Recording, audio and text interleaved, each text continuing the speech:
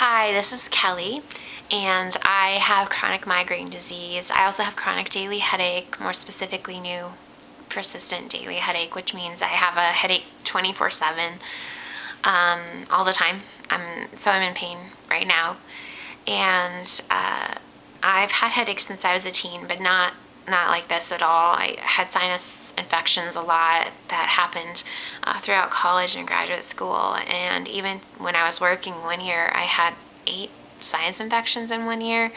And then in 2005, I was 25 at the time, and I became disabled by chronic migraines. It was the first time I'd ever had a migraine, and it just was so severe that I had to stop working at the beginning of 2006.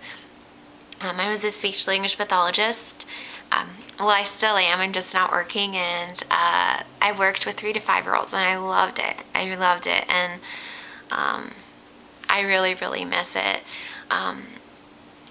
It's hard when I'm putting together this video because I'm still figuring out, like you guys, what to share, what you all want to hear, and I think my story is like a lot of people. We've gone through a lot. If you're watching this, you've probably been through a lot.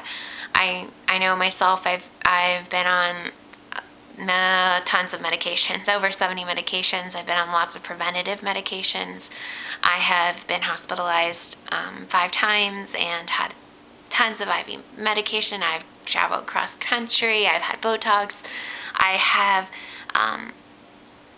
done a lot of alternative therapies like trigger point acupuncture and cold laser therapy and massage, and the list goes on, really. And I know that a lot of people who have chronic migraines have this same type of list, and it's been 6.5 years for me, and it's been a really, really difficult road. I would never have ever expected that this would be my life at 32.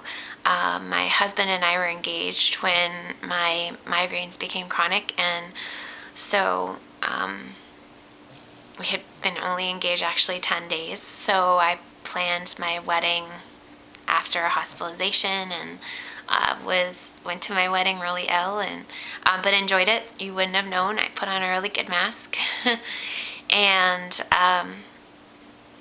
so it's been a long time, and I've had a long time to kind of go through the ups and downs of the roller coaster ride of trial and error with medication, and also just a roller coaster ride of emotions with anxiety and depression. And is my life going to be like this forever? And hoping that it doesn't stay like this.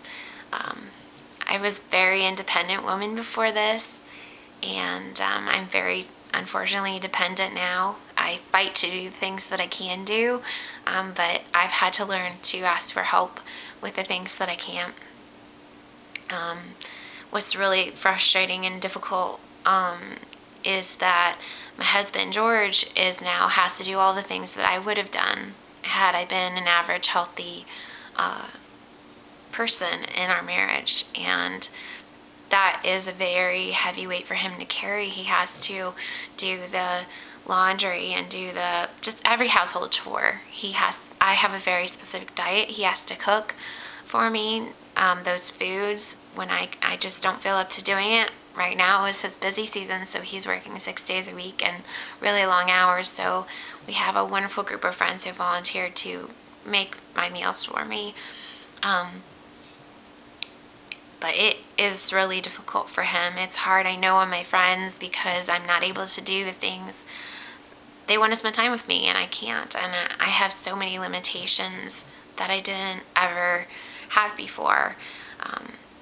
Migraine makes me stay in bed. It's not just a headache, and for those of you who have chronic migraine or migraine disease, you know that. It's not just a headache. It's something that you just cannot explain that keeps you pretty much nailed to your bed. And I feel a lot of pain sometimes, and sometimes I don't.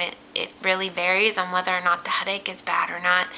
But the neurological symptoms that I have are really difficult, and just feeling a lot of fatigue, feeling a lot of just being tired of it. It's tiring.